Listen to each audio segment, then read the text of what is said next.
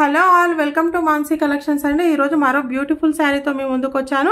Sari fabric వచ్చేసి crepe georgette sari అండి. Beautiful sari.